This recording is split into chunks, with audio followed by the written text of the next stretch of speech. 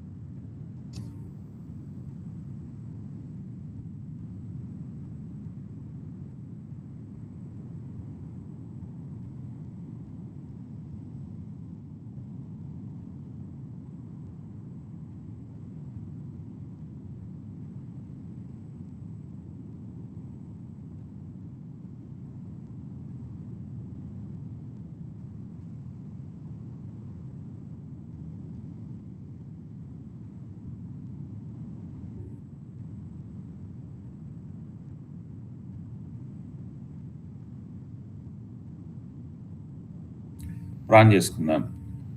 Heavenly Father, we thank you for this time.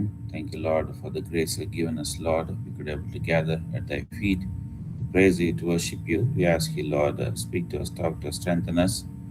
All those who came, bless them. Those who are still going to come, Lord, bless them. Those who are going to listen this one by online, bless them too, Lord. Lord, I ask you to reveal the heavenly manna, the heavenly, Lord, the heavenly blessings towards us, Lord, so that we may eat the heavenly food, strengthen it, learn the lessons, and we may, Lord, live a worthy life so that we may be testimony for you.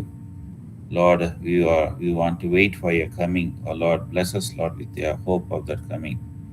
Lord, hide the seven behind the cross, reveal thyself to us, anointing with the freshness of the Holy Spirit. Help us, Lord, from first to last, keeping all things in thy hand, even the communication, let there be no problem in any wise. Praying in the highly exalted name of Lord and Savior, Jesus Christ. Amen. So ఈరోజు ఏం translation ఏం లేదు కదా brother?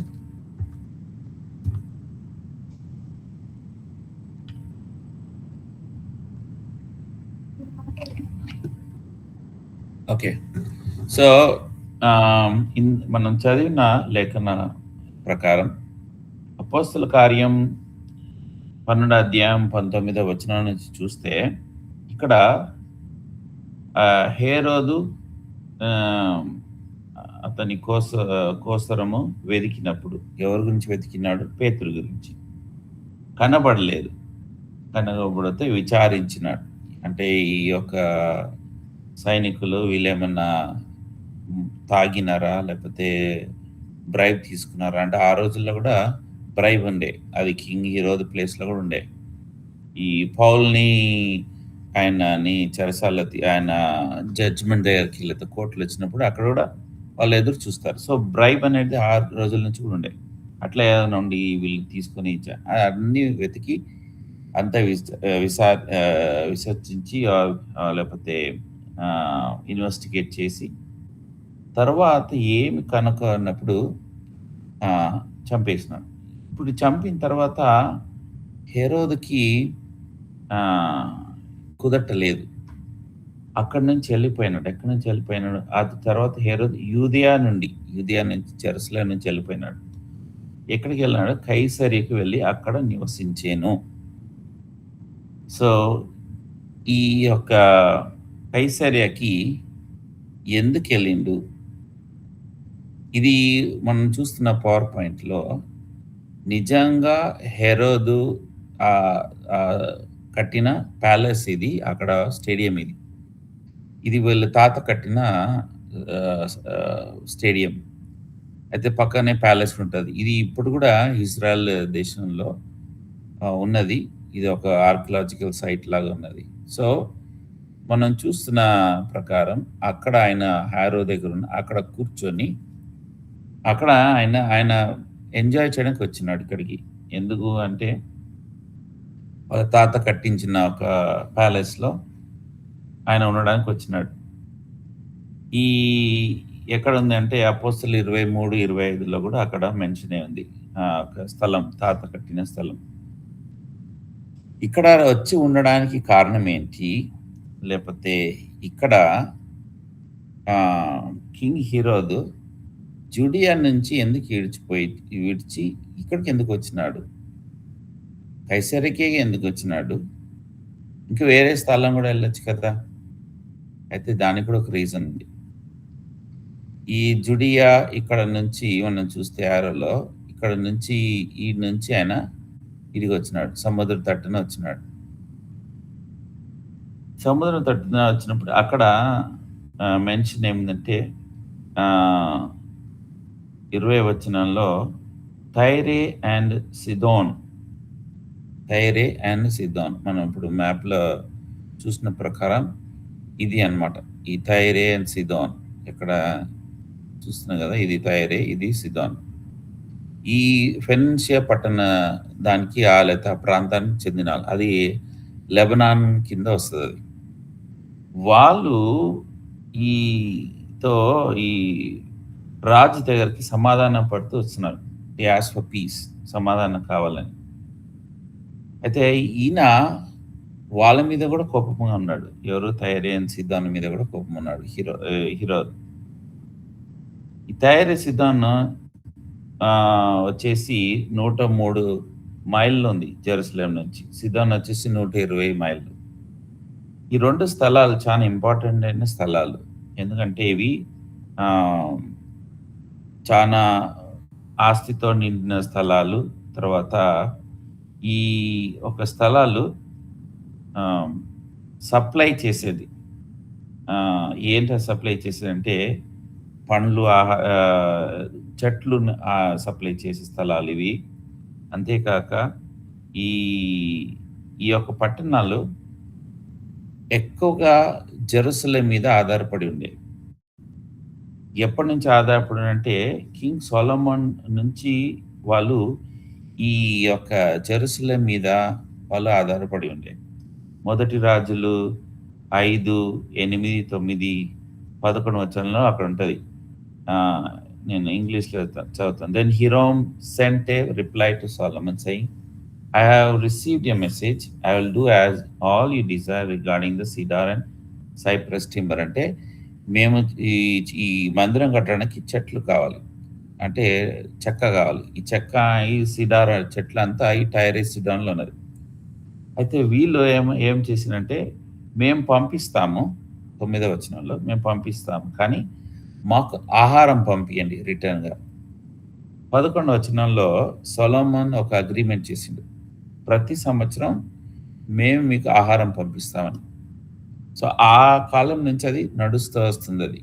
So వాళ్ళు ఏదన్నా పంపించడం, చెట్లు లేకపోతే చెక్కలు ఇంకా వేరే యొక్క సామాను వీళ్ళు ఆహారం పంపించాలి. అయితే ఇక్కడ టైరే సిద్ధాన్ వీళ్ళు యెరూషలేం మీద ఎంతో ఆధారపడి ఉన్నారు. కైసరియా వచ్చేసి ఈ కింగ్ హీరోద్ వచ్చినప్పుడు వాళ్ళకు తెలిసింది కింగ్ హీరోద్ ఇక్కడ వచ్చినని.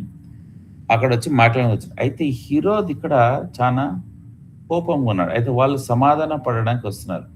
వాళ్ళు ఏమంటున్నారు 20 వచనాల్లో, తురియాల మీదను సిదోనియుల మీదను అతనికి ఆగ్రహం కలిగినందున వారేక మనసుతో రాజునొద్దకు వచ్చి అంతఃపురమునకు పై విచారణకర్తయగు బ్లాస్తాను తమ పక్షముగా చేసుకొని సమాధాన పడవలనని వేడుకొనిది. ఎందుకనగా రాజు యొక్క దేశం నుండి వారి దేశంకు గ్రాసము వచ్చుచుండెను, ఆహారం వస్తుండే. ఇక్కడ ఈయన ఎందుకు కోపంగా ఉన్నాడు? బహుశా పేతురు పారిపోయిండు, అది ఏం చేయాలనుకున్నాడు అది చేయలేకపోయిండు, అది ఉండొచ్చు. లేకపోతే ఇంకా వేరే ఏదైనా రీజన్ ఉండొచ్చు. మళ్ళీ మనం వచ్చే ప్రశ్న ఏంటంటే కింగ్ హీరోద్ ఈయన కైసరి కిందకి వచ్చినాడు. 21 వచనం.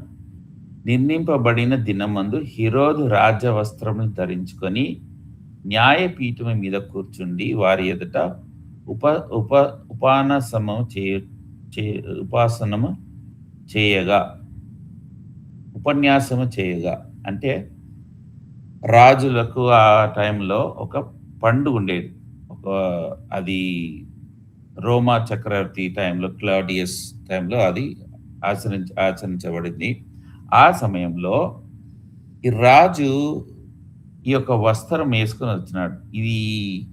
ఇదొక ఎగ్జాంపుల్ మనం చూస్తున్న స్లైడ్. సిల్వర్ గార్నమెంట్, బంగారంతో ఇదుంది. ఇది ఎండకి ఆయన వచ్చి ఆ కుర్చీ మీద కూర్చున్నప్పుడు స్టేడియం అంతా ఉన్నారు. ఈ ఎండ రేస్‌కి ఆ ఒక కాంతిలకి రిఫ్లెక్ట్ అయ్యి అది మెరుస్తూ ఉండేనంట.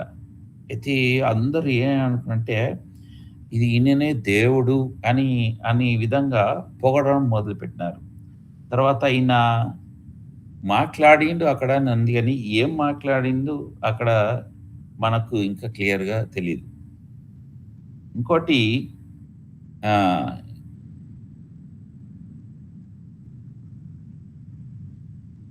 మనం 22 వచనం జనులు అది దైవ స్వరమే గాని మానవ స్వరం కాదని కేకలు వేసిరి. చూడు ఇది ఒక ఫిల్ ఇన్ ద బ్లాంక్స్ ఇది. ఈయన ఎందుకు కైసరీకొచ్చినాడు? టైరే సీదోను వాళ్ళు ఎందుకు ఈయన సమాధాన పడడానికొచ్చినారు ఈయనతోటి? ఆయన ఎందుకు కోపంగా ఉన్నాడు? ఈయన ఆ పండుగ రోజు కింగ్ హీరోదొచ్చి అందరి ముందు కూర్చొని ఆయన ఒక వస్త్రంతోటి ఒక దగదగా మెరిసే ఒక వస్త్రంతో వచ్చి ఏదో ఒక ఉపచారక సంభాషణ చేసినాడు. అంటే మెసేజ్ ఇచ్చినాడు. అది కూడా ఏం మెసేజ్ క్లియర్‌గా లేదు. రాయబడలేదు. తర్వాత అక్కడ సడెన్‌గా వాళ్ళందరూ అంటున్నారు, ఇది దేవుని స్వరమే కానీ మానవ స్వరం కాదు. అయితే వాళ్ళు ఎందుకు ఈ విధంగా అనాల్సొచ్చింది? ఇవన్నీ ఫిల్ ఇన్ ద బ్లాంక్స్.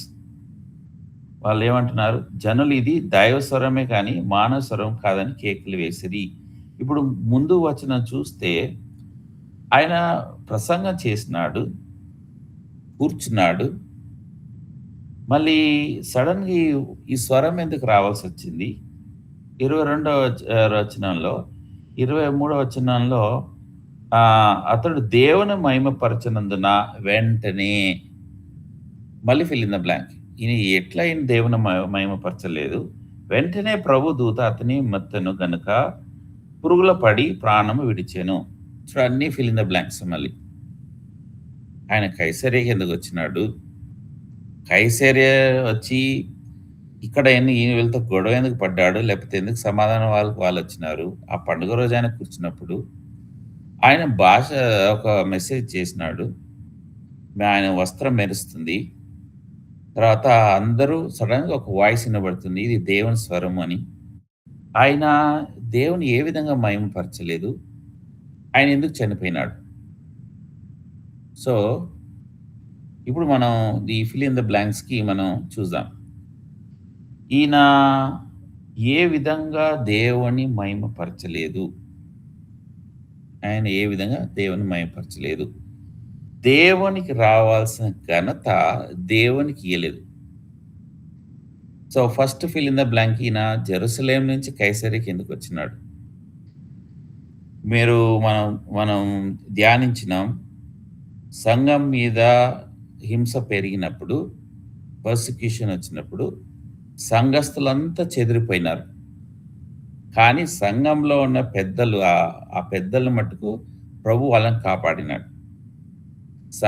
ఈ చెదిరిన వాళ్ళంతా ఎక్కడెక్కడ పోయినారు? జోపాకు పోయినారు. తర్వాత ఆహ్, ఆహ్, కైసరీకొచ్చినారు. ఇక్కడ వరకొచ్చినారు. పేతురు గూడా ఈడు కైసరీ వరకొచ్చినాడు. తర్వాత అంతియోకు కూడా పోయినారు. అక్కడ అంతియోకులో ఒక సంఘం మొదలైంది.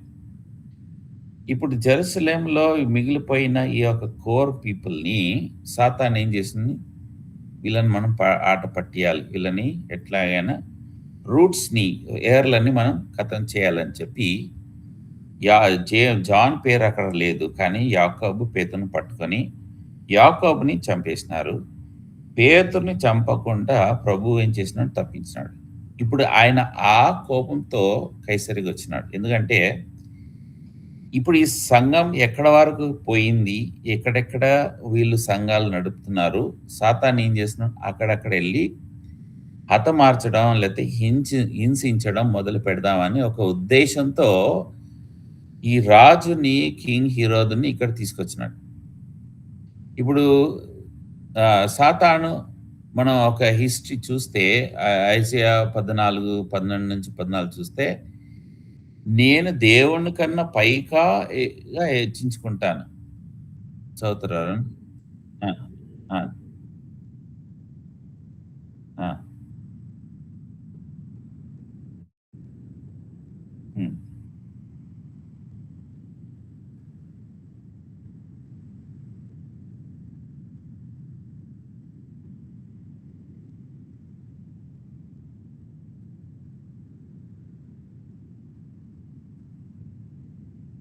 ఆ! అదే దీనికన్నా ముందు ఇంకా కొన్ని మనం వచనాలు చదువుదాం. ఈయన దేవుణ్ణి మహిమపరచలేదు. ఈయన ఎవరు బిడ్డ? ఎవరు ఈయనను వెంబడిస్తున్నారు? మనం అది చూసుకొని మళ్ళీ ఈ వచనానికి వద్దాం. యోహాను పత్రిక 8వ అధ్యాయం 44. యోహాను సువార్త 8:44.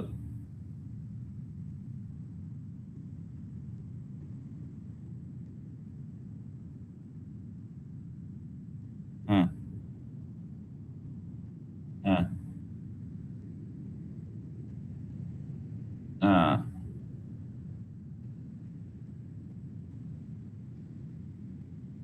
ఆ! ఆ! ఈ వచనాలేందంటే, మీ తండ్రి ఎవరు అంటే అపవాది. ఏముంది మీలో? అసత్యం. సత్యానికి వ్యతిరేకంగా సత్యం మీద కోపం. అంటే సత్యం ఎవరి దగ్గర ఉందంటే ఎవరైతే యేసు ప్రభుని నమ్ముతారో వాళ్ళు సత్యానికి పిల్లలు. అంటే యేసు ప్రభు సత్యం కాబట్టి ఆయన పిల్లలు ఆయనను వెంబడించే వాళ్ళంతా సత్యం. యేసు ప్రభుని వెంబడించిన వాళ్ళందరూ కూడా అసత్యానికి వాళ్ళ పిల్లలు. అసత్యాన్ని ఎవరు అంటే సాతానుడు. ఈ సాతానుడు మొదటి నుంచి హంతకుడు. ఇంకోటి ఒకటో యోహాను 3:10. 1 జాన్ 3:10.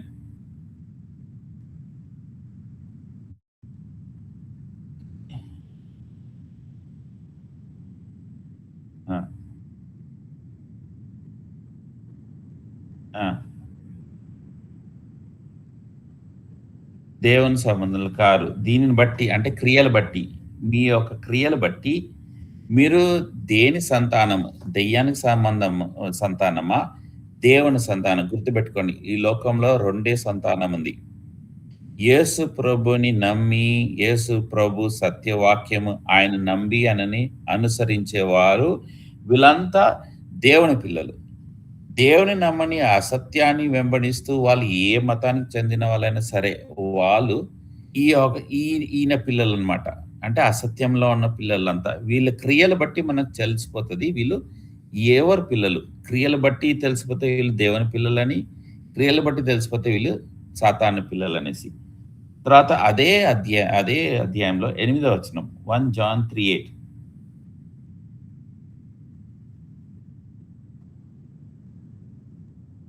ఆ!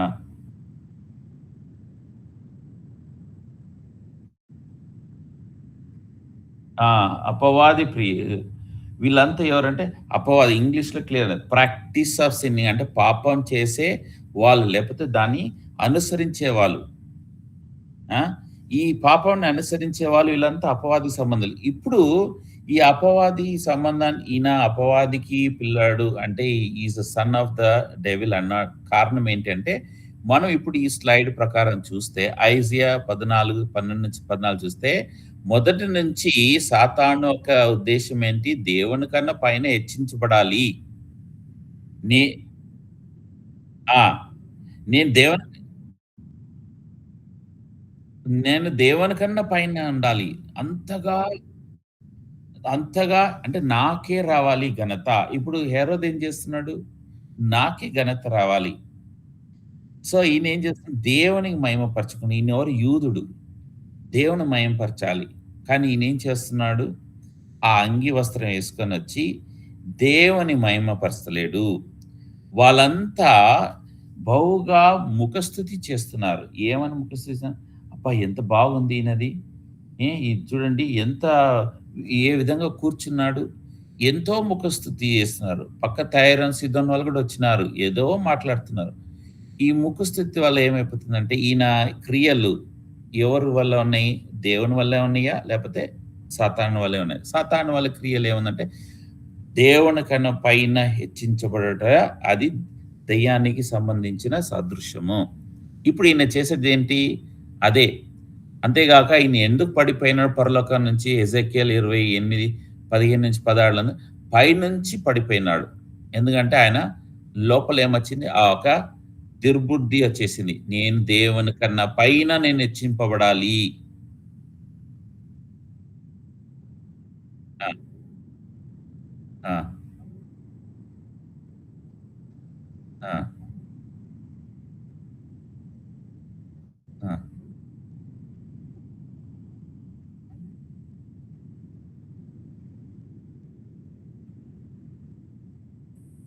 ఆ! ఆ!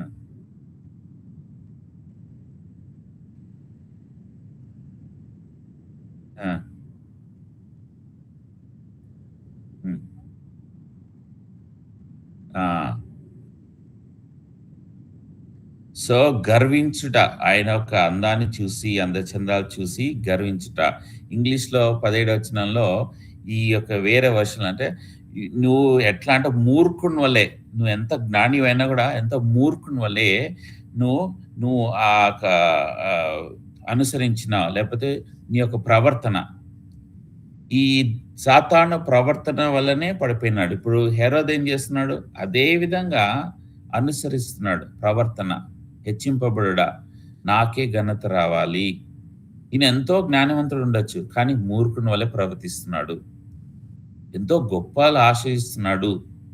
తర్వాత యోహాను 12 అధ్యాయం 31 వచనంలో ఈ లోక ఆహ్, ఆ!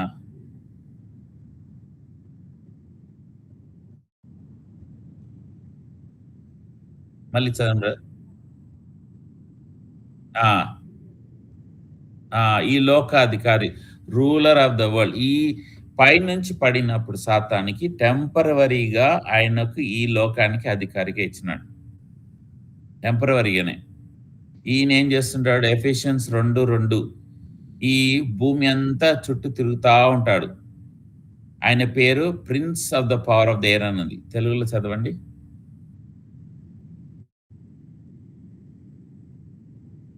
ఆ! వాయుమండల మైన అధిపతి. యోహాను సువార్త 14:30లో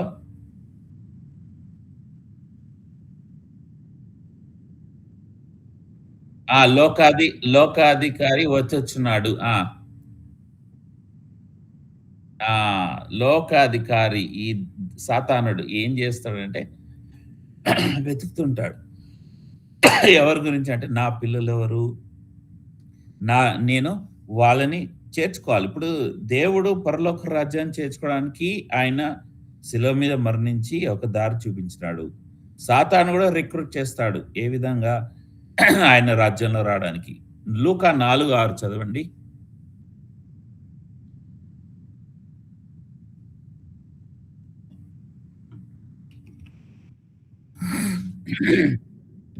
ఆ!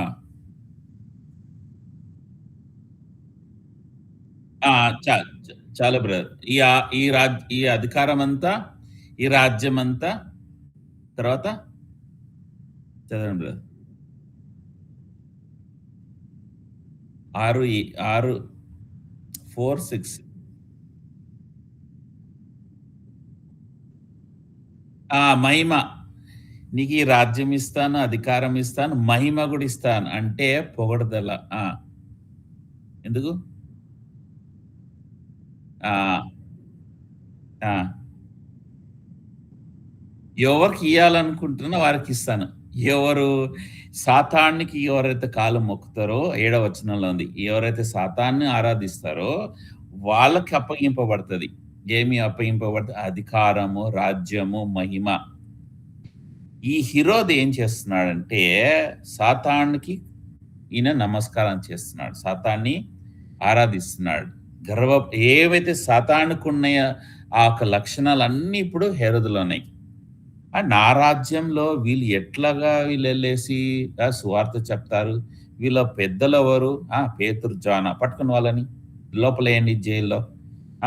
ఇట్లా చేస్తారా? నేను చూడు ఏం చేస్తాను. నాకు అధికారం ఉంది. సాతాను నా తండ్రి ఇచ్చినాడు పవర్. యోవాన్ని తలకు నరికేయండి.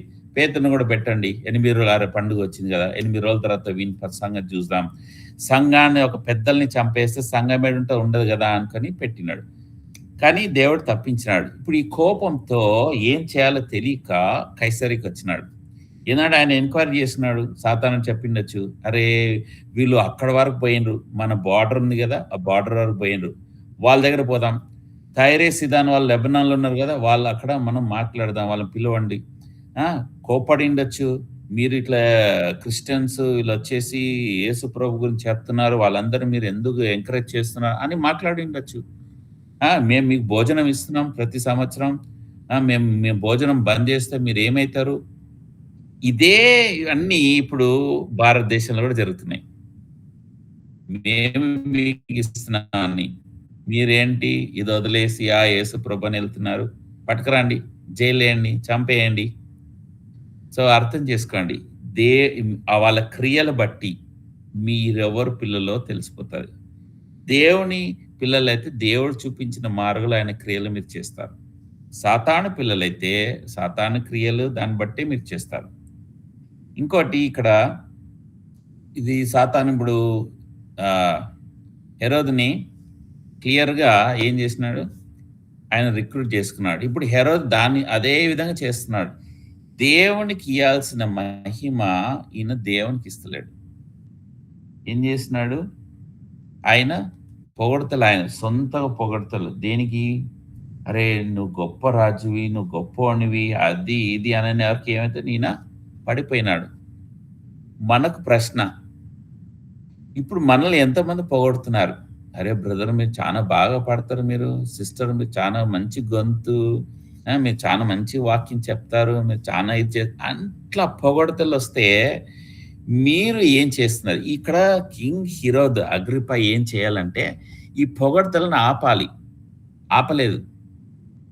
ఇంకా మీరు పొగడని అంటారు. అంటే ఎవరన్నా మిమ్మల్ని దేవుని మహిమపరచకుండా ప్రైజ్ ది లార్డ్ బ్రదర్, మీరు దేవుని కృప వల్ల మీకు ఈ స్వరము, మీరు పాట పాడుతున్నారు ప్రైజ్ ది లార్డ్ అని చెప్తే అది వేరే. దేవునికి మహిమ, దేవుని వల్ల మిమ్మల్ని ఈ విధంగా వాడుకుంటున్నారని చెప్తే అది వేరే. అది కాక మిమ్మల్నే పొగుడుతా ఉన్నారనుకో, మీరు కూడా అది స్టాప్ చెయ్యని అనుకుంటా ఉంటే మీ క్రియలు ఏ విధంగా వస్తున్నాయంటే, ఇప్పుడు మనం ఇందాక చూసిన ప్రకారం అంత నాకే, నేనే, దేవునికన్నా హెచ్చింపబడాలి, పైనుండాలి. చిన్న విషయంలో సరే, పెద్ద విషయంలో సరే దేవుని మహిమపరచకుండా వ్యక్తిగతంగా ఆ యొక్క మహిమ తీసుకుంటే మీరు సాతాను క్రియలు చేస్తున్నారు. సాతానుకి ఈయన వెంబడిస్తున్నాడు కాబట్టి ఒక వార్నింగ్ కూడా ఇచ్చినాడు దేవుడు, ఒక స్వరం. ఇక నువ్వు స్టాప్ చేయని. ఆ వార్నింగ్ కూడా ఈయన లెక్క పెట్టలేదు. చివరిగా దేవుడు ఈయనని చంపేయాల్సి వచ్చింది. మనం కూడా ముఖస్థుతితో ఒక మాటలతో మనం ఎక్కువగా పొగడ్తలు పొందుతా ఉంటే దేవుడు మనల్ని ఏం చేస్తాడు? మన యొక్క స్పిరిచువల్ ఆత్మీయ యొక్క జీవితం అక్కడ చనిపోతాం. అక్కడి నుంచి మనం ఇంకా ఎదగం. అక్కడ వరకే. నీ సాక్ష్యం ఏదైనా సరే, నీ పరిచయం ఏదైనా సరే అక్కడ వరకే. దాని తర్వాత ఏ పరిచయం చేసినా దానికి ఫలితాలు ఉండదు. గుర్తుపెట్టుకోండి. మీరు దేవుని మహిమపరుస్తున్నారా? మీరు సేవకులే కావచ్చు, పాటలు పాడే వాళ్ళే కావచ్చు, మీరు బోధకులే కావచ్చు, మీరు పరిచయం చేసే వాళ్ళే కావచ్చు, ఇన్స్ట్రుమెంట్ వాయించే వాళ్ళు కావచ్చు, ఏదైనా సరే దేవుని మహిమపరచకుండా వ్యక్తిగతంగా మీరు మహిమపరిస్తే మీరు గూడా అదే కింగ్ హీరోద్ వల్లే చేస్తున్నారు. ఇదే ఆఫరు ఎవరికిచ్చినారు? అపోస్తల కార్యం 10 అధ్యాయం 25, 26 వచనంలో పేతురుకి గూడా సాతాను ఆఫర్ చేసినాడు. చూడండి అక్కడ ఏముంది? ఆ! ఆ! ఆ! ఆ! ఆ! పె అక్కడ కొర్నేలి ఆహ్, ఆరా ఆరాధిస్తున్నాడు పేతురుని. అరే! ఎంత గొప్పోడు కాళ్ళ మీద మొక్కి పడి ఆరాధిస్తున్నాడు. కానీ ఇక్కడ పేతురు ఏమన్నాడు? లేదు లేదు నేను ఆర్డినరీ పర్సనే.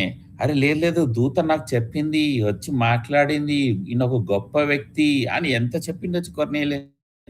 కానీ పేతురు దానికి ఏవి లొంగబడలేదు. ఎందుకు? సాతాను కొర్నేలి ద్వారా ఒక ఆఫర్ ఇచ్చినాడు పేతురుకి. కాళ్ళ మీద అంటే ఈ ఒకవేళ పేతురు అక్కడ సరే నాను నేనే కరెక్ట్ గొప్పవాడిని. నేను నా గురించి దూత చెప్పింది. దూతనే చెప్పింది. మనం ఈ రోజుల్లో ఏందంటే ఎవరైనా మన గురించి ఎవరైనా చెప్తే, "అరే! నా గురించి అంత అంత చెప్పిండ్రు ఆడ వరకు పోయిందా" అని. అనుకోండి. వైట్ హౌసే అమెరికా వైట్ హౌసే అక్కడ వాళ్ళే నీ గురించి మాట్లాడుతున్నట్టు మీరు ఎట్లా చెప్పుకుంటారు? "అరే! నా గురించి అక్కడి వరకు పోయిందని." గొప్పలు. ఇక్కడ పరలోకానికే పోయింది ఈయన మెసేజ్. ఆయన ఆ దూత వచ్చి చెప్తుంటే, పేతురు దానికి ఏది ఆయన కాంప్రమైజ్ కాలేదు. ఏమన్నాడు? నేను సాధారణ వ్యక్తి. ఇది దేవుడు కార్యము. ఇదే ఆఫరు పౌలుకి గూడా ఇచ్చినారు సాతానుడు. చూడండి అపోస్తల కార్యం 14, 11, 15. ఆ!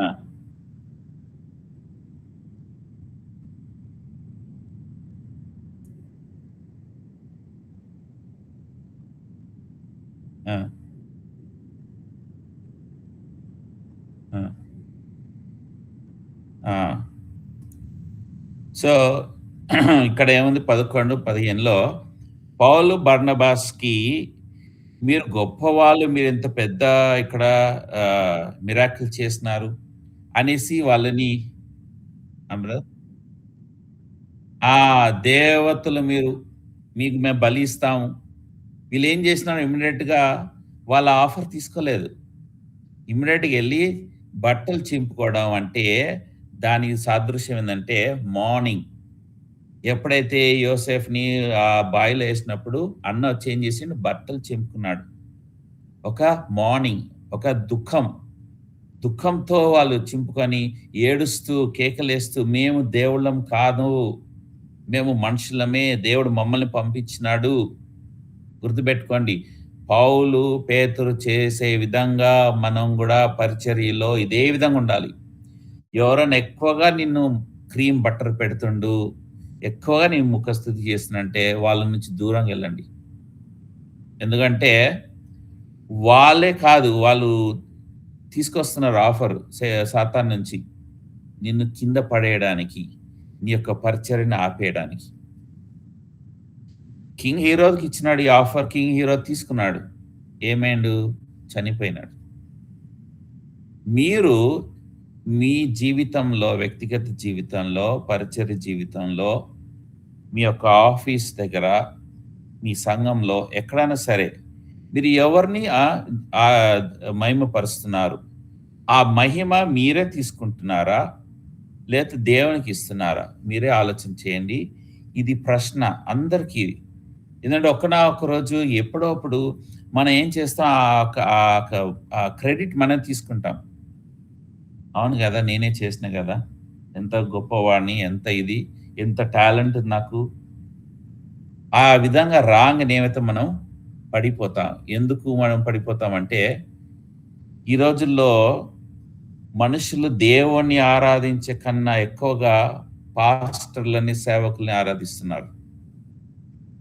ఏ విధంగా ఆరాధిస్తున్నారంటే ఆహ్, ఈ విధంగా దండలేయడం, షాల్ కప్పడం, కొన్ని స్థలాల్లో వాళ్ళ మీద పాలు పోయడం, అనేక రీతిగా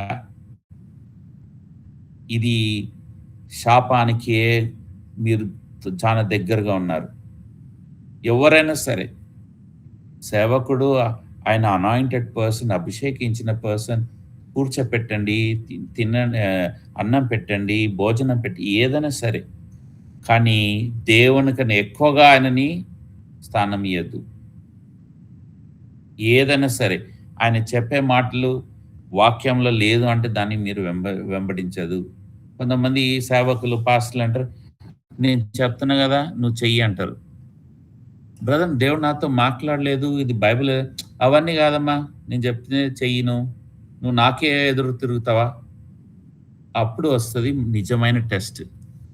మీరు దేవుడిని వెంబడిస్తున్నారా? పాస్టర్ లేకపోతే సేవకుడిని వెంబడిస్తున్నారా? వాక్యాన్ని లేనిది, బైబిల్ లేనిది మీరు ఏదన్నా వెంబడిస్తే, అది ఒక వ్యవస్థే గాని, ఒక మనిషి గాని, అది మీకొక విగ్రహం. మీరు ఆ విగ్రహానికి మీరు మహిమపరుస్తున్నారు. దేవుడు అది సహించడు. ఎందుకు సహించడు అంటే,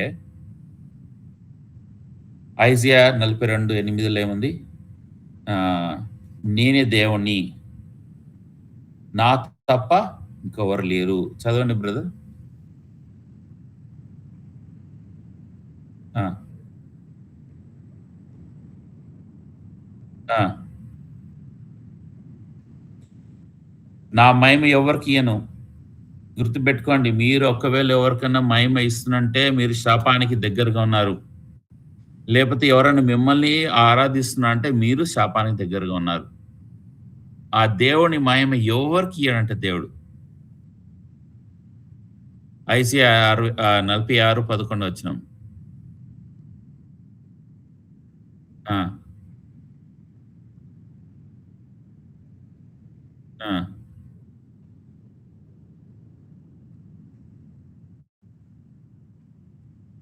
46:11 బ్రదర్. ఓకే. ఇక్కడ ఏముందంటే, I will not share my glory with idols. Maybe వర్స్ నేను వేరే మిక్సప్ అయ్యుండొచ్చు. సో 10 ఆ! ఆ! ఆ! ఆ! ఆ! నేను నేనే దేవుడిని. నా నా స్థలంలో లేకపోతే నా పక్కన ఎవ్వరు కూర్చోపెట్టొద్దు. సెవెంత్ డే అడ్వెంటిస్ట్ వాళ్ళు ఎలెన్ జి వైట్ అనే ఒక లేడీని, ఆమె ఒక ప్రవక్త అని, వాళ్ళు రాసిన పుస్తకాల్లో వాళ్ళొక డాక్ట్రిన్ చర్చ్‌లో ఏముందంటే, ఎలెన్ జి వైట్ మే నెలలో అమెరికాలో ఇది సెకండ్ కమింగ్ ప్రభు రాబోయే దినం అని చెప్పి డిక్లేర్ చేసినప్పుడు బా ఇంగ్లాండ్ నుంచి అన్ని దేశాల నుంచి వాళ్ళ ఆస్తులమ్మి డబ్బులు వాళ్ళు తీసుకొచ్చి ఈమెకిచ్చి, అయితే వీళ్ళందరూ ఆమె అన్నది, "మీరు అమ్మేసి తీసుకురండి. ఈరోజు మనకు ఆహ్, సెకండ్ కమింగ్ ప్రభు వస్తున్నాడు. మనమందరం లేవబడతామని" అన్నారు. రోజంతా అక్కడ నిలబడి ఏడ్చినారు, ప్రార్థన చేసినారు. ఏం కాలేదు. అయితే ఆ డబ్బంతా వాళ్ళకి తీసుకున్నారు. ఇప్పుడు వీళ్ళందరికి డబ్బు పోయింది. రిజరక్షన్ కాలేదు. ఏం కాలేదు. అయితే ఆళ్ళ పుస్తకాల్లో రాసిందేమంటే, కాదు, కాదు. ఈరోజు మార్చబడింది. ఏం మార్చబడిందంటే, ఈ యొక్క స్త్రీ, ఈ యొక్క ప్రాఫెట్ వాళ్ళ ప్రకారము, ఈమె కుడి పక్కన అంటే రైట్ సైడ్‌లో కూర్చున్నది. తండ్రి యెహోవా దేవుని కుడి పక్షాన. మన బైబిల్ ఏముంది? కుడి పక్షాన ఎవరు కూర్చుంటారు? యేసు ప్రభు. అంటే వీళ్ళ బైబిల్ వీళ్ళ పుస్తకాల ప్రకారం యేసు ప్రభుని తీసుకొచ్చి వాళ్ళు లెఫ్ట్ సైడ్‌లో కూర్చోపెట్టినారు. ఈమె ఎళ్ళేసి రైట్ సైడ్‌లో కూర్చున్నది. ఎవరైతే దీన్ని నమ్మి వాళ్ళు ఆ సంఘానికి ఎళ్తారో వాళ్ళందరూ గూడా శాపానికి లోబడుతున్నారు. గుర్తుపెట్టుకోండి. సెవెంత్ డే అడ్వెంటిస్ట్ వాళ్ళు. ఆ యొక్క సిద్ధాంతమే అది. దేవుడేమంటున్నాడు వాక్యంలో? నా యొక్క మహిమ ఎవరికి ఇయ్యనంటున్నాడు. వీళ్ళెవరు? ఈ స్త్రీని ఆమె రైట్ సైడ్‌లో కూర్చుందనేసి. అది ఎంత శాపమది. ఎంత అసత్యమది. ఇలాంటి బోధలు ఎన్నో ఉన్నాయి. మీరు కేర్‌ఫుల్ ఉండాలి. ఏ సంఘానికెళ్తున్నారు? ఆ సంఘానికున్న బోధ ఏంటి? వాళ్ళు దేన్ని మహిమపరుస్తున్నారు? యేసు ప్రభువుని మహిమపరుస్తున్నారా? లేకపోతే ఇంకెవరినన్నా? తర్వాత దానియేలు 2:21లో దేవుడే రాజ్యాలు ఆ! చదవండి.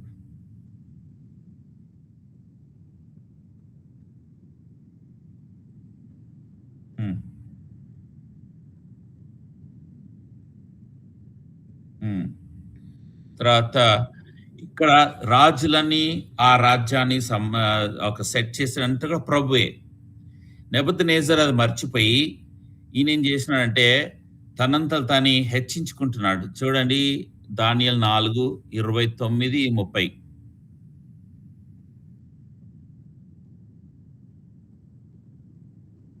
ఆ! ఆ! హ్మ్.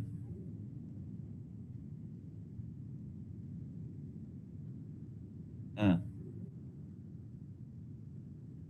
ఆ! ఇప్పుడు ఈయనేమన్నా గర్వపడి నేను కట్టినాను. ఈ యొక్క స్థలము నేను, నేనే కట్టినాను అని గర్వపడుతున్నాడు. కానీ రాజ్యానికి లేకపోతే పట్టణం గూడా లేకపోతే సింహాసనం, రాజులు అంతా గూడా ప్రభువే అని దానియేలు 2:21 ఉంది గదా! ఆయన ఇక్కడ ఇమ్మీడియేట్‌గా అది మర్చిపోయిండు గదా! ఈ ఇమ్మీడియేట్‌గా ఈయన ఏ విధంగా చెప్పినాడో అప్పుడే 32వ వచనంలో ప్రభువు ఆయనకు మాట్లాడుతున్నాడు.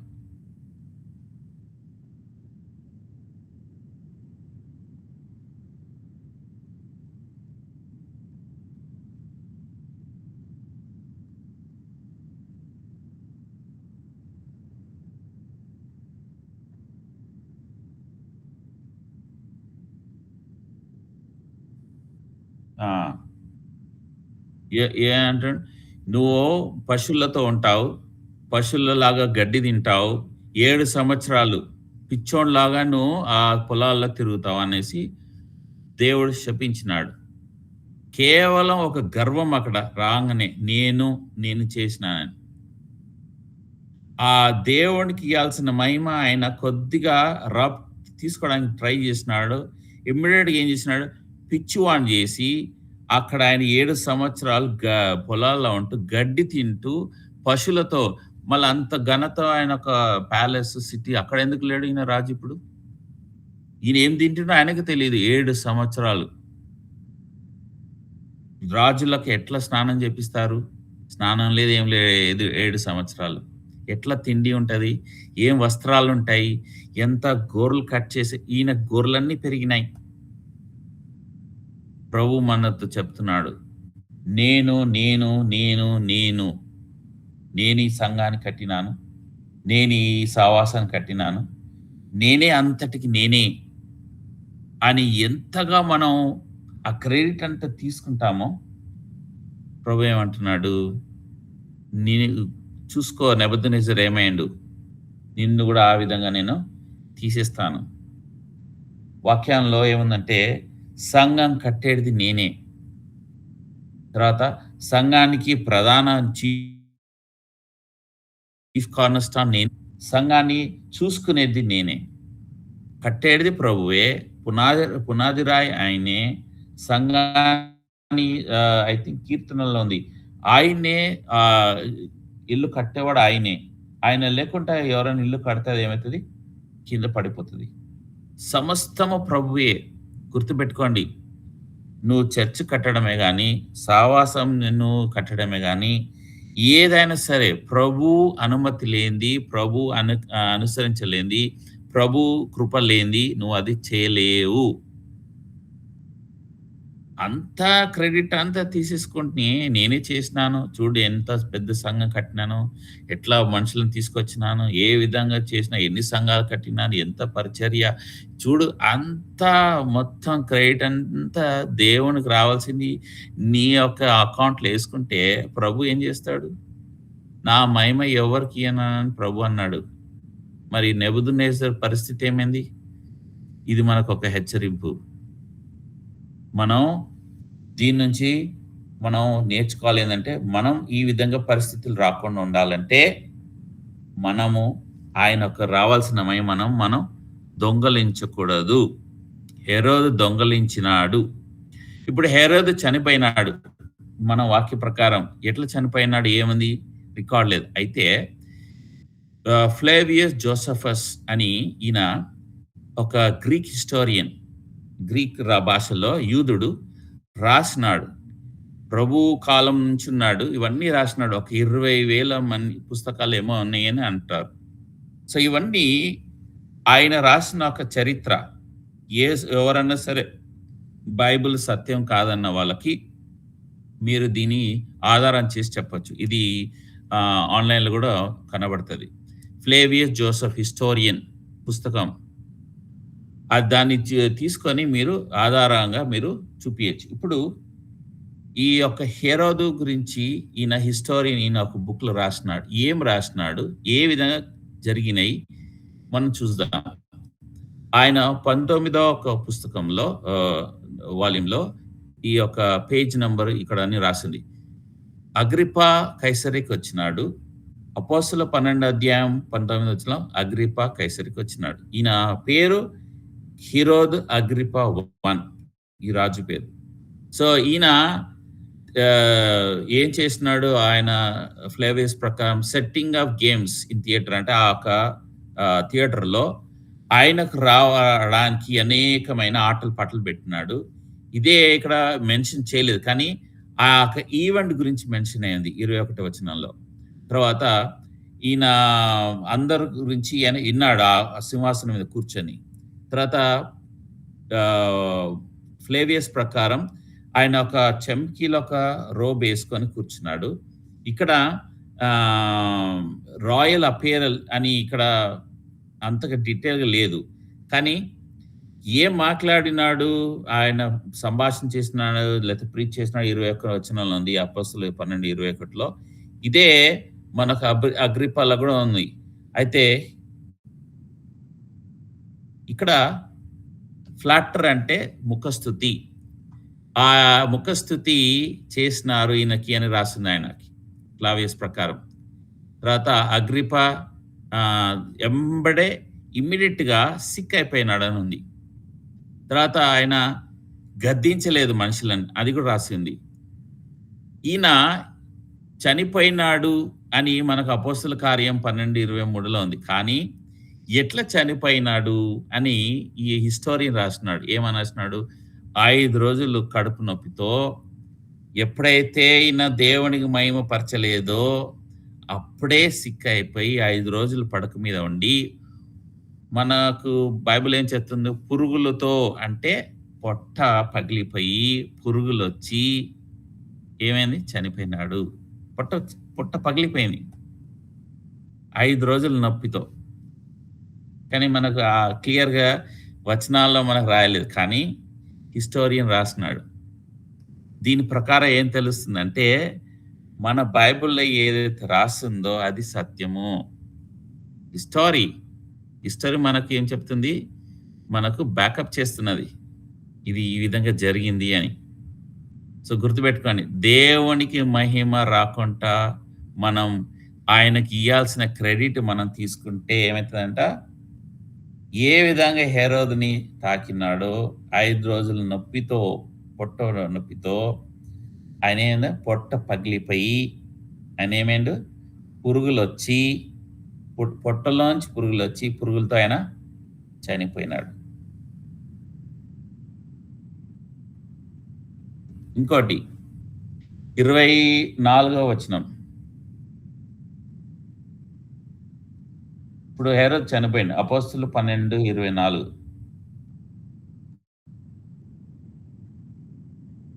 ఇప్పుడు దేవుని వాక్యం స్ప్రెడ్ అయితుందంట. అరే! అగ్రిప్ప చనిపోయేంత వరకు ఎందుకు స్ప్రెడ్ కాలేదు? ఇప్పుడు fill in the blanks. Agrippa కైసరేకి ఎందుకు వచ్చినాడంటే ఇక్కడున్న సంఘస్థుల వాళ్ళని కూడా హింసించడానికి వచ్చినాడు. అక్కడ రూట్ ఉన్న మెయిన్ కోర్ వాళ్ళని చంపేసి ఇక్కడ వచ్చి ఇక్కడ కూడా మనం హతమారుస్తానని అంటే ఈయన సాతాను ఈయనకి ఇచ్చిన ఒక ఆఫర్ తీసుకున్నాడు. నేను నీకు ఇస్తాను అధికారము, నేను నీకు ఇస్తాను మహిమ, నీకు ఇస్తాను అంతా. ఈ లోకంలో ఉన్నంటే అందచందాలు, డబ్బులన్నీ.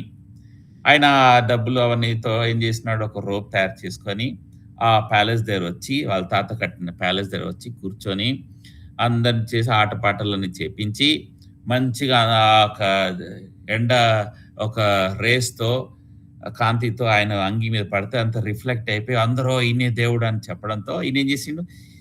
సాతాను చెప్పింది కదా! అంతే నాకే మహిమ అని ఈయన పడ్డాడు ఆ బుట్టలో. చేస్తుంటే ఇమ్మీడియేట్‌గా చనిపోయినాడు. ఈయన ప్లాన్ ఏంటి? సాతాను ప్లాన్ క్రిస్టియన్స్ నందని హతమార్చడం, పర్సిక్యూట్ చేయాలని. కానీ ప్రభు ఏం చేసినాడు? కైసరుని ఈ యొక్క అగ్రిప్పని చంపేసినాడు. దాని తర్వాత 24 వచనంలో ఏమైంది? వాక్యము ఏమైంది? ప్రబ ప్రబలమై వ్యాపించుచునెను. Increase, multiply. ఎప్పుడు మల్టిప్లై అయితది? ఎప్పుడైతే దేవునికి మనం మహిమ తీసుకొస్తామో అప్పుడు ఆ యొక్క మల్టిప్లై స్టార్ట్ అయితది. ఇక్కడ అగ్రిప్ప చర్చ్‌ని పర్సిక్యూట్ చేయడానికి ట్రై చేస్తే చనిపోయినాడు. పౌలును గూడా ఆయన ఏం చేసాడు? సంఘాన్ని పర్సిక్యూట్ చేసినాడు. కానీ దేవుని కృప వల్ల ఏమైండు? ఆయన రక్షింపబడినాడు. అదే పౌలు రాస్తాడు తర్వాత. మనం ఇంకా చూద్దాం. సంఘాన్ని ఆపడం ఎవరి వంతు కాదు.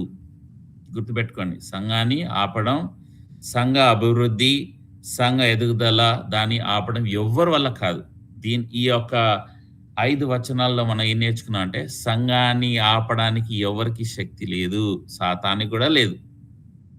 సంఘం అంత పవర్‌ఫుల్.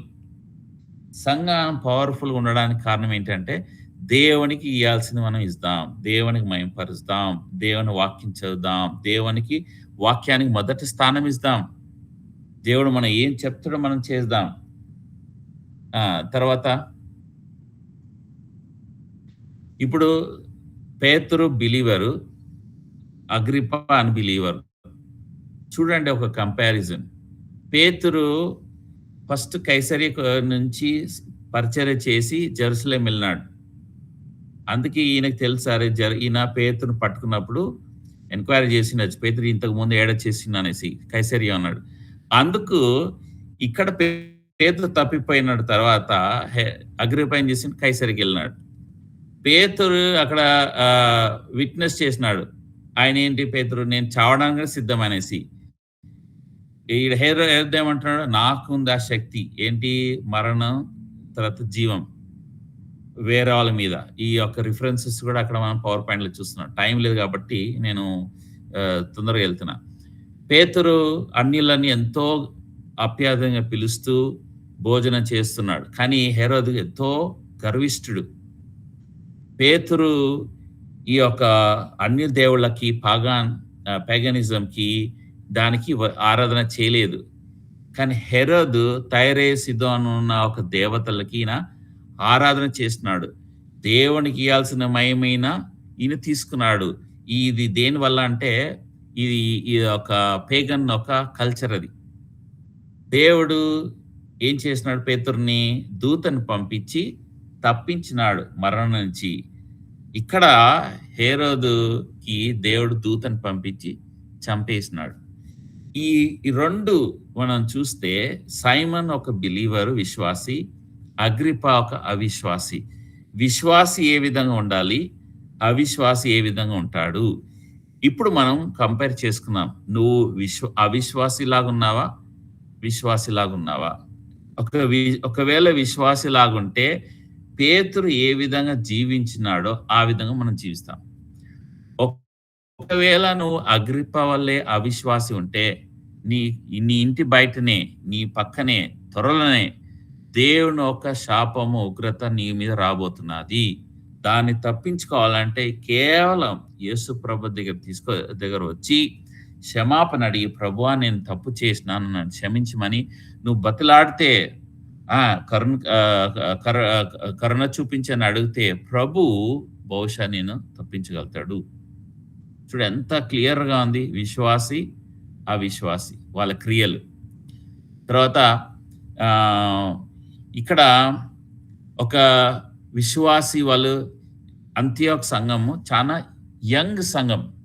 ఒక 1 ఇయర్, 2 ఇయర్స్ లోపల ఉన్న సంఘం ఇది. ఈ యొక్క యంగ్ సంఘము ఎందుకు ఇంతగా బలం ఉన్నది? 25వ వచనం మనం చూస్తే వాళ్ళు తిరిగి జెరూసలేం వెళ్ళారు. ఎవరు? బార్నబాస్, సౌలు. ఆ జెరూసలేం నుంచి అంతియోక్ వచ్చినారు. ఎవరిని తీసుకొచ్చినారు? మార్కుని కూడా తీసుకొచ్చినారు. అంతియోక్ సంఘానికి వచ్చినారు. అక్కడ పరిచర్య చేసింది, తిరిగి వచ్చినారు.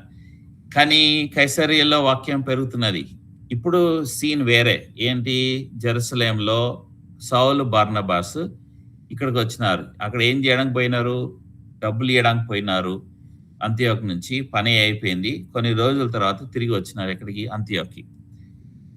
అంతియోక్‌లో ఎందుకు ఈ సంఘం అంత గొప్పది? ఎందుకు అంత శక్తిమంతిది అనేది ఇక్కడ మనం చెప్పడం. బ్రదర్ టైమ్ అయిపోయిందా? ఉందా?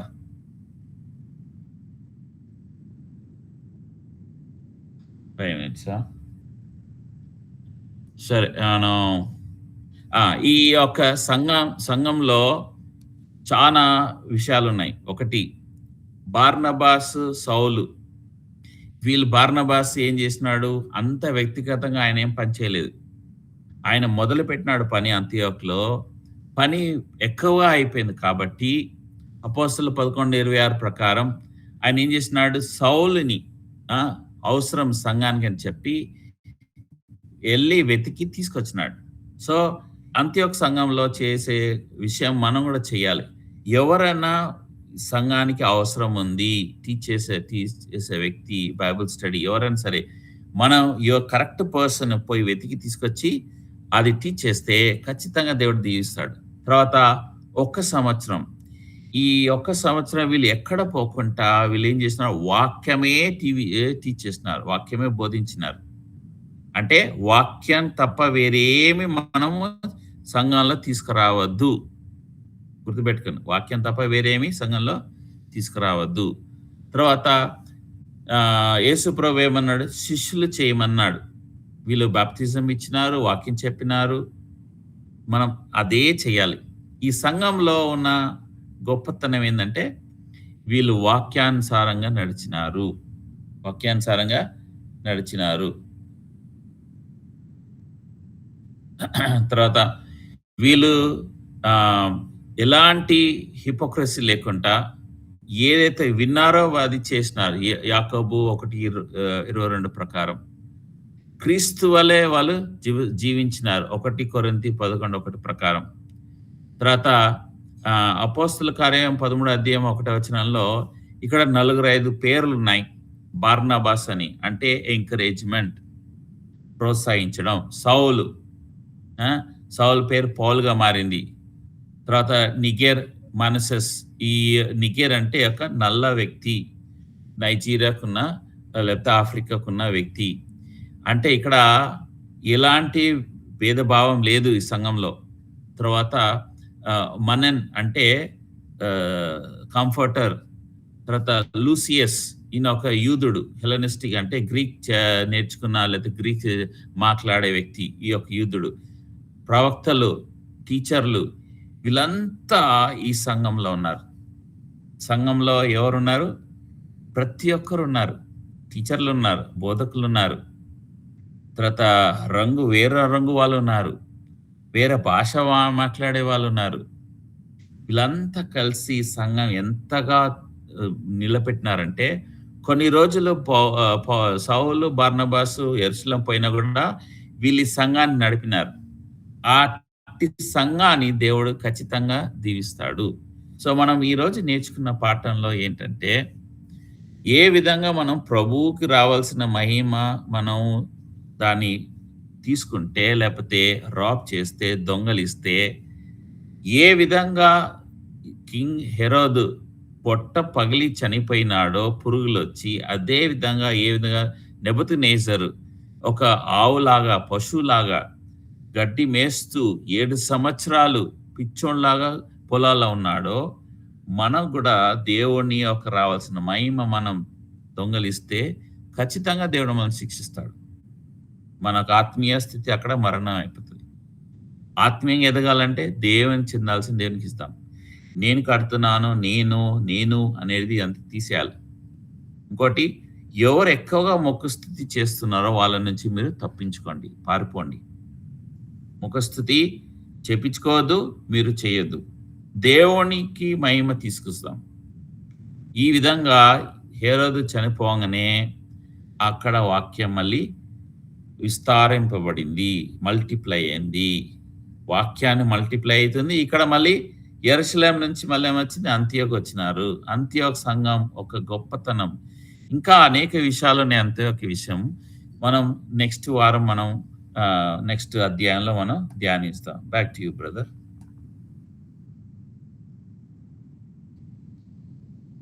పరలోకమున్న మా తండ్రి, దేవా, ఈ యొక్క సమయం ఇచ్చిన వందనాలు. దేవా, అపోస్తల కార్యం 12 అధ్యాయం 19-25, 13 అధ్యాయం 1 వచనం వరకు మేము ధ్యానించడానికి సాయం చేసినావు. ఏ విధంగా తండ్రి హెరోదు, నేనే మరణం నేనే ఇస్తాను. అధికారం నా చేతిలో ఉంది. ఇదంతా సాతాను నాకిచ్చినాడు అని ఎంతో గర్వపడుతూ ఆయన తండ్రి యోహాన్ని హతం చేసినాడు. పేతురుని హతం చేయడానికి ప్రయత్నించినాడు. కానీ పేతురు తండ్రి పారిపోయిన అక్కడి నుంచి తప్పింపబడ్డాడు. ఎంతో కోపంతో కైసరికి కైసరులో కూడా సంఘాన్ని వేధిస్తామని వచ్చినప్పుడు దేవా, నీకు మహిమ రాకుండా ఆయన మహిమంతా ఆయన దొంగిలించినప్పుడు ఏ విధంగా ఆయన తండ్రి ఒక అనారోగ్యాన్ని పాలు చేస్తూ తర్వాత పొట్ట చీలిపోయి పగిలిపోయి చనిపోయినాడో మాకు చూసిస్తున్నారు తండ్రి.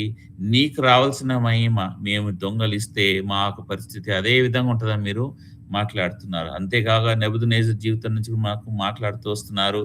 ఆయన దేవునికి రావాల్సిన మహిమ రాకుండా ఆయన దొంగిలించినప్పుడు ఒక పశువు వల్లే 7 సంవత్సరాలు తండ్రి పిచ్చోని వల్లే తండ్రి గడ్డి మేస్తూ ఆయన జీవించినాడు మాకు చూపిస్తున్నారు. తండ్రి హేరోదు రాజు ఎప్పుడు చనిపోయినాడో వాక్యం విస్తరించినదన్నారు ప్రభువా.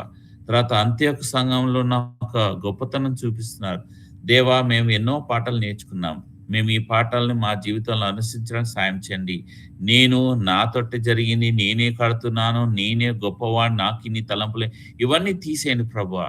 ఎవరిని ముఖస్తుతి, ఎవరిని ఆరాధించడం, పాస్టర్‌ని, తర్వాత సేవకుని ఎవరినైనా సరే తండ్రి, దేవుని కన్నా ఎక్కువగా ఎవరిని హెచ్చించొద్దని మాకు చూపించిన ప్రకారం ఆ విధంగా జీవించడానికి సాయం చేయండి. ప్రతి విషయంలో మీరు మీకే మహిమ ఇచ్చడానికి మాకు సాయం చేయండి. అవును దేవా, చిన్న చిన్న విషయాల్లో గూడా మీరెంతో దాన్ని లెక్క చేస్తూ దాన్నెంతో మైక్రోస్కోప్‌తో చూస్తున్నారని మాకు తెలుస్తున్నది ప్రభువా. మాకు సాయం చేయండి. నీకు మహిమ వచ్చేటట్టుగా మా ద్వారా నీకు మహిమ పొందమని వేడుకుంటూ ఈ ఈ యొక్క సమయం ఇచ్చిన వందనాలు చెల్లిస్తూ యేసు నామమున ప్రార్థించి వేడుకుంటున్నాం తండ్రి. ఆమేన్. ఆమేన్. ఆమేన్.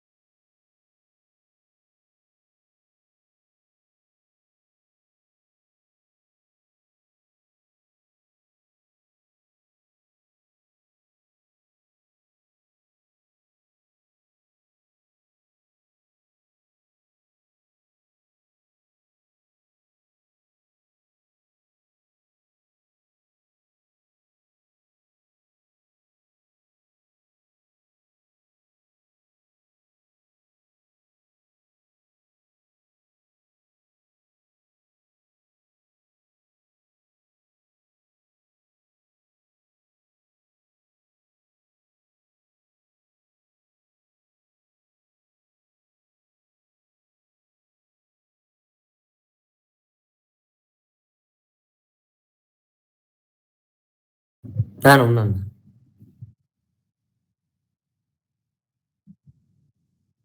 ఓకే. నా జీవం నా సర్వం